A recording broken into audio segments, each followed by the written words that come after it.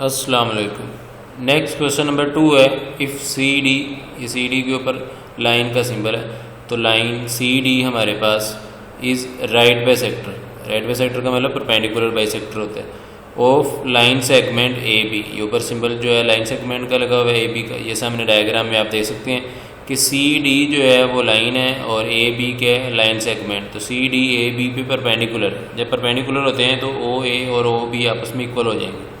ओ ए और O B आपस में इक्वल हो जाएंगे। तो इक्वल होने का मतलब है कि उसके ऊपर ये आप डबल लाइन लगा सकते हैं, सिंगल लगाएं तो सिंगल भी लगा सकते हैं।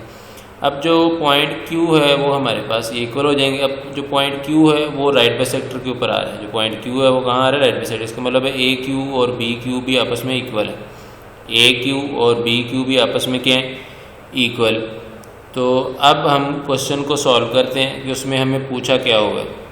तो पहले पार्ट में आते हैं। पहले में उन्होंने पूछा है मेजरमेंट ओ ए किसके इक्वल है। तो ओ ए हमें पता है कि ओ बी के इक्वल है। किसके इक्वल है? ओ बी के, क्योंकि सी डी परपेंडिकुलर बाइसेक्टर है। तो ये आ जाएगा आंसर हमारे पास ओ बी। ऊपर लाइन सेगमेंट का सिंबल भी है। उसके बाद ए क्यू। अब क्यू हमें पता है कि राइट बाइसेक्टर के ऊपर पॉइंट आ रहा है ए बी के। तो इसका मतलब ए क्यू और बी क्यू आपस में क्या होंगे? Equal. A Q and B Q आपस में क्या आ जाएंगे? इक्वल। तो इस तरीके से आप लोगों ने ये क्वेश्चन को सॉल्व करना था, क्योंकि पॉइंट क्यू जो है वो ए बी पे राइट बाइसेक्टर पे था। तो होप कि आप लोगों को ये तरीका समझ आ गया होगा। थैंक यू एंड अल्लाह हाफिज़।